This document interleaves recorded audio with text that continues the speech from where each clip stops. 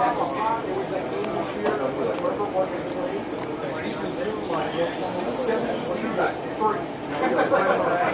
smoking the smaller one that this guy here. This one here? That's the one I'm smoking. Yeah, that's the one I'm smoking. That's a pretty good smoke. So this is John with Cigar Trends Magazine. I'm here with Scott from Xikar Cigar. It's a cigar company. They have the HC line. Also, they do lighters and cutters and all kinds of cutting edge stuff. Scott, tell us a little more about your company and what you're doing here tonight. We came out with a cigar cutter in about '96. From that cigar cutter, we had other accessories throughout the years, and then about 5 or 6 years ago, we came out with a line of cigars, the HC line. So now we have a Connecticut Shade, a Criollo, a Havana Colorado, a Havana Square. So this is the newest. It's a box press cigar, and very smooth, very well balanced, lots of flavor, great draw. It's Nicaraguan and Honduran with Sumatran and a Ecuadorian Habano 2000 wrapper. So we've had a lot of success with these cigars. They're well received. We've made the top 25 twice in Cigar Aficionado and some of the other publications, high ratings, 90, 91, 92. So we're getting a lot of positive feedback. The cutters and lighters have always been our mainstay. We've had great success with the accessory line, and this just kind of rounds out our line. Well, tell me a little more about cigars, the latest trends that are coming out now. Like, what are people more levitating to from like old style smoking? It seems to me that the medium to full-bodied flavor profile is where everybody's gravitating towards. I mean, the real serious cigar guys, the guys that are smoking, once or twice a week or once or twice a day. This type of cigar right here, not necessarily overpowering or a super strong cigar. It's more of a well-balanced, good flavor profile cigar. So all the tobacco needs to be really well aged. You can't just take tobacco, age it for a year or two. You need to age it for 4 or 5 years. And you got to balance it right. You can't just pick, a number of different tobaccos from a number of different regions. You got to use the right variety, the right seed, grow in the right location, and aged properly. So the blending is key. And you mentioned things being aged for a certain amount of years. How does that all work into the manufacturing and production? I mean, you would have to have it would take almost 5-6 years to get into business if you were going to do something like that, kind of, right? That's definitely right. So it's interesting. A lot of people that are new to cigars, they'll walk into a cigar shop and they'll see cigars $5, $6, $10, $20, and they're like, that's crazy, that's really expensive.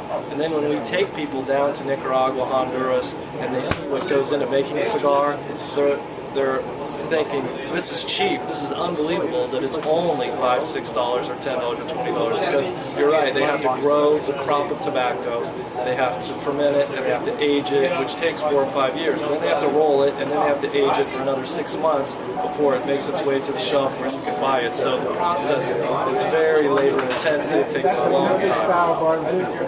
Okay, so in the interim of all of that happening, are you able to put out a different cigar that's only a 1-year age in order to climb? I mean, to fill the gap, or it's just straight 5 years before you can... You really need to grow the tobacco and age it, and then once it's 4 or 5 years old, then you can blend it, and then you're constantly having to grow more of that tobacco and keep it, keep the whole process moving. So every year they're trying to duplicate that same tobacco crop. Okay. And like the Connecticut Shade, it's got tobacco from 5 different countries. The Havana Colorado, 4 different countries.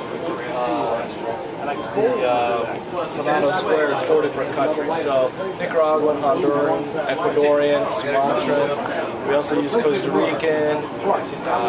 So the tobacco is very specific to the region.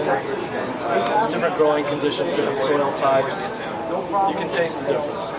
All right, so in the cutters that you have, what do you think is one of your more newest items? What's new on cutting? Well, we've got a number. We've got maybe 400 different SKUs of cutters and lighters and cases and humidification devices. This is the flagship cutter that we developed. This was the original product, and we've since used different materials, so we have at least 25 different varieties. But this is still the most popular cutter that we have.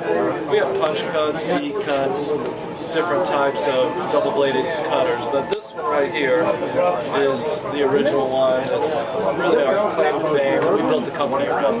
So you guys have the original patent on that kind of device like that? Wow, I've seen them for so many years. Yep. It was really nice to meet you. Thank you for the interview. Nice to meet you. Anything else you'd want to promote before I shut the camera off? Websites, Facebook, Twitter? Well, yeah. We have a website, www.xikar.com. We have a Facebook page. We have lots of information. Education is the key. There's a ton of information out there. So the more you learn, the more you're going to understand. Use good butane and lighter. Use PG solution with your humidification devices. Some people will say take your cigars out of the cellophane when you put them in the humidor. If you get a box, you might want to put it in your humidor and let it rest for a week. A lot of people believe that the cigar needs to kind of rest if it's been, in transport, around the United States. Different humidity levels, different temperatures. It's like a bottle of wine. You really have to take extra special care, and you'll see the benefit. You'll be able to taste the difference. Yeah, and the hard work that goes into it is enjoyed by many. That's great. Exactly. Thank you so much. Okay, I'm here with Patrick, Avi, and Carlos at Tobacco Plaza in Great Neck.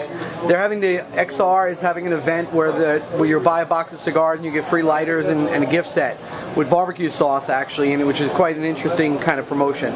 So tell us a little more about what you normally come here, what kind of cigars you smoke, and what you kind of do for a living, and why you choose to smoke cigars to take the edge off. I do mainly freelance computer work these days. So I'm doing that.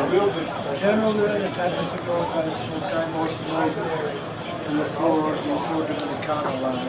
I like that and Town and some of the Roma de Cuba, that type of cigar. What are you smoking on right now? One of the HCs? The HC, the small box brush. You enjoying that? Yeah, it's pretty tasty. Alright, so when you typically smoke cigars, do you enjoy it for the aroma going through your nose, or kind of just like the taste in the mouth? How does that work for you? I like A little bit of both, okay. So Avi, tell me a little more about cigars in general. Like, how long have you been smoking now? I've been smoking for about 20 years. 20 years. 21, I picked up one of my dad's cigars after, when I was a kid, I was constantly telling him to stop smoking. And one day I picked up the cigar and I tried it and I was like, it's not what I thought it was at all. I'm smoking ever since. So what was he smoking back then that got you? He actually smoked a Bauza cigars that there were two brothers that left Cuba. One of them went to, I think he was from Dominican. The other guy went to Venezuela. So that's where I grew up. And so that guy had his factory there. And my dad would go to the place and he knew the owner, he knew the guy.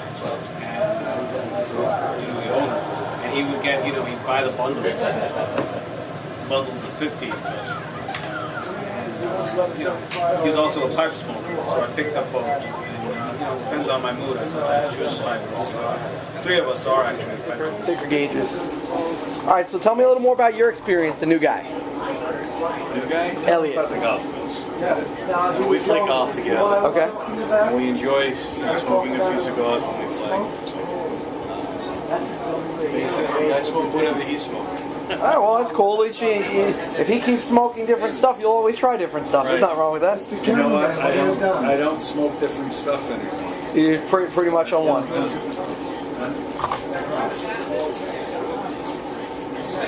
That's what I like, that's what I smoke. Excellent. Thank you very much. Take the Cubans and throw them out the window. Oh yeah, exactly. Let's talk about Cubans versus regular cigars now. When I was here... This is not a regular cigar. Well, I mean This a is non-Cuban. a cigar that happens to have been made in Nicaragua. Okay, so let's talk about that. Let's talk about like the myth of Cuban. We were talking about this the other day with Danny. A myth of Cuban being so good that now cigars that maybe are made elsewhere might be just as good because the seeds have come over. Do you find that? 100% true. Okay. Absolutely. I've had Cubans recently that were tasted like dishwater. And I'm sure a lot of them are being counterfeited too, so you can't guarantee you're getting a real Cuban off the jump. Absolutely. The safer bet is probably these premium cigars that are coming out with seeds in Dominican Republic, Nicaragua, and Honduras. It's a good place. This is Honduras, Dominican.